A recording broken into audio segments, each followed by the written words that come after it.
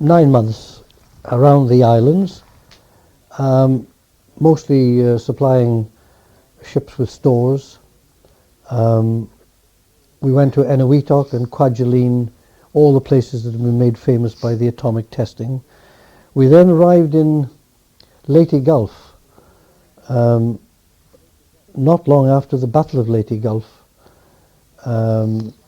to supply water as well as stores. We spent quite a while there, in and out of the harbour. We then set sail for Hong Kong, and we were supposed to arrive in Hong Kong after they had signed the surrender. In fact, we arrived there the day before they signed the surrender. But before that, we'd gone back from Manus Harbour. We'd been up around the New Guinea coast as well, and we'd been sent back to Sydney for modifications. We discovered that the ship was not particularly stable at times, and we couldn't understand why. Chief Officer and I had done inclining tests and calculations and found out that for some reason or other, quite out of character, the ship was very stiff, and we couldn't make it out. Anyway, we went back for dry dock to Sydney, and we had Christmas in Sydney, and I went up on holiday. I had a week's leave coming. I went up to the Blue Mountains for a week. Came back. We discovered then that the ship had been modified at some time, long before we had ever become part of the crew. They had taken the heavy anchor cables out of some of the warships and stowed them in the bottom and built a false deck over them, and this had never been recorded. So the result was that we were totally unaware of this particular piece of cargo there. Anyway, that was removed, and we then left. This ship was quite good because we had the same Indian crew with us that we'd had for about 12 months before. And we also had goats on board because they'd bought, when I arrived on the ship, my predecessor, who came from Bristol, the navigator, said, "You owe me £1 for the goat." And I said, what's this for? He said, well, when we were in the Persian Gulf, we bought 2 goats, a nanny goat and a billy goat. And he said, I had a share in it, and they had an offspring. The offspring was called Lewis. And Lewis, because he was born deformed, had never grown bigger than a small, tiny terrier dog.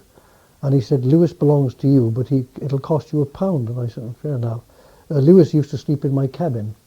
He was pretty. He was a sort of brown and black. But the other 2 goats they lived in a cabin on the foredeck. And because we were only a small number of European officers on board and a large number of Indians, I think there were about 50 crew or 60 crew, of whom only 10 of us, I think 10, maybe 12, were Europeans, life was fairly claustrophobic, because we didn't go ashore anywhere very much. I used to go ashore on the islands because I would take the crew ashore for foraging for coconuts and stuff like that. So it was unusual, an unusual life, and pretty monastic as well. We lived very tightly together. Were the goats for food or pets? Goats were for food. They killed Billy first because he dominated the foredeck where he lived, so that no one could go on the foredeck without Billy's permission. The crew were terrified of him, so in the end they had a ritual slaughter, and Billy was into the pot. I didn't taste Billy, I tasted Elsie. Elsie went the same way because we were running, not short of food, but the Mohammedan contingent were getting very restless. They were getting tinned meat, which they didn't want because they didn't know the origin of it. So in the end, they killed Elsie, and that left Lewis, and Lewis was mine, and I wouldn't permit Lewis to be killed. Not he was too small anyway. He was only a little thing. There was nothing on him, but he died because, like most goats, they would eat anything. Lighted cigarette ends were a decided attraction for these goats. Also, they enjoyed emery paper glued with ordinary paper, cut up into little squares, like a sandwich. They loved those. They would eat those. They'd eat anything, but they liked that. But Lewis was, unfortunately, was also adventurous. He would come on watch with me, and he would also lick the paintwork was always washed with soda and water, known at sea as suji. And the crew would suji the paintwork, and Lewis would come along and lick this stuff up. Unfortunately, they were painting some of the rust patches with a potassium-based rust-proof paint, and Lewis unfortunately licked that, and he died very, very shortly afterwards. Died of poison. He died, fortunately, without a great deal of pain, and was given a burial at sea. It's the only time I ever buried a dog at sea. I buried a man at sea, but never a dog at sea.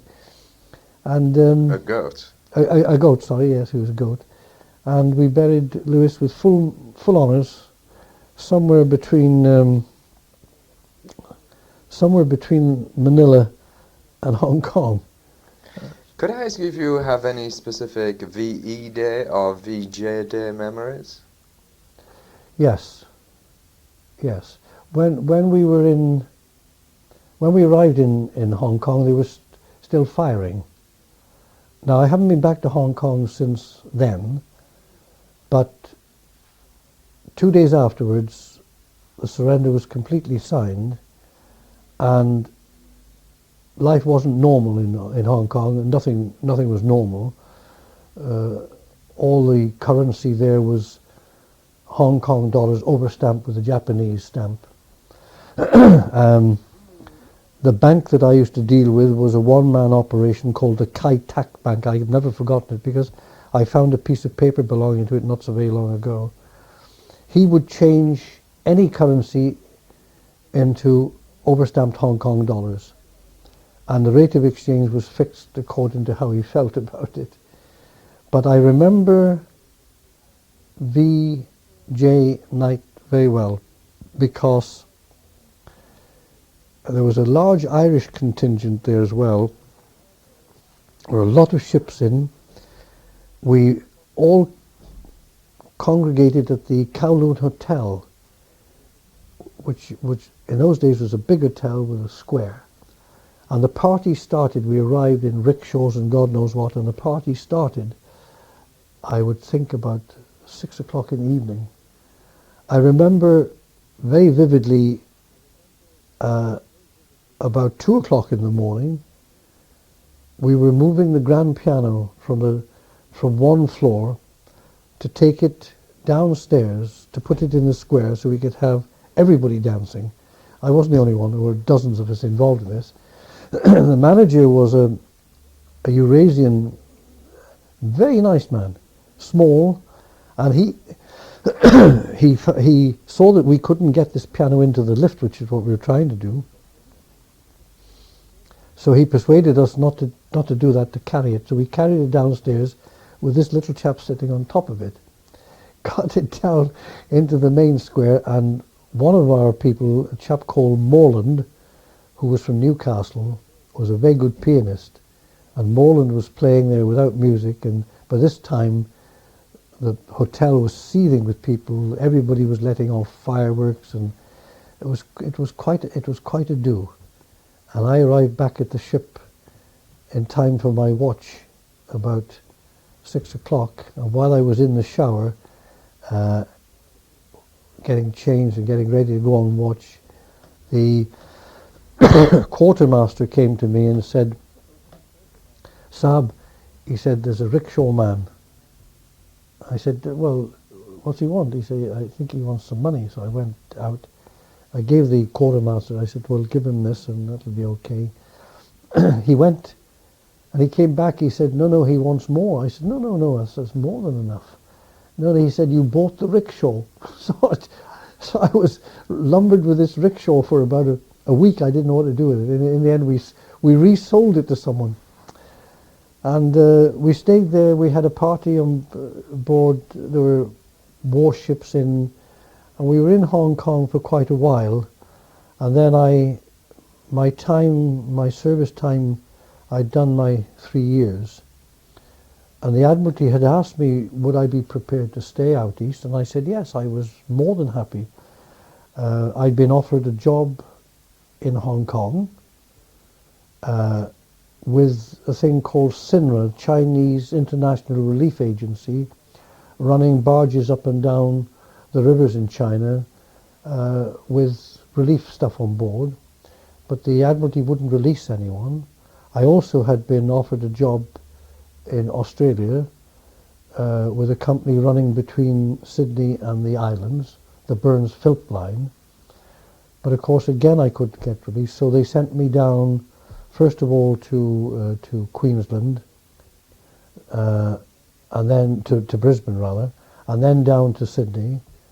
And then I came home on a passenger ship to UK. And when I got home, my mother said to me, well, how much leave have you got? And I said, oh, I must have quite a bit of leave.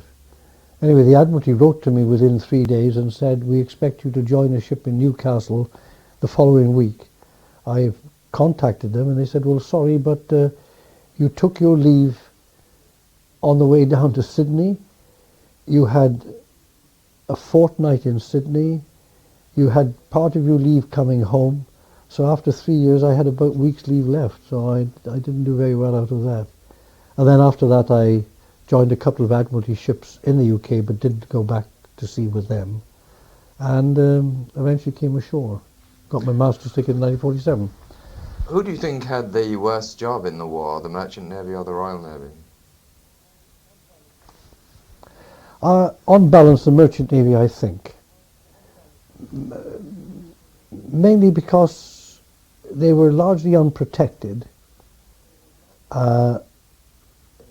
They had very little means of protection. Life-saving equipment in those days was primitive, to say the least. It was either a ship or a wooden float. So there was that about it. And of course, most merchant seamen bought their own clothing. They bought what they thought was right for working. So they weren't prepared for immersion in the sea or anything like that. So to some extent, I think so, yes. Although, again, it's a different category. When I think of the conditions that the Royal Naval personnel lived in, I mean, ships were overstaffed to the point where they were almost dangerous. Conditions were primitive. You slept in a bunk that someone else had vacated the minutes before. I think that was pretty bad too. But at least they had some means of defense and so on.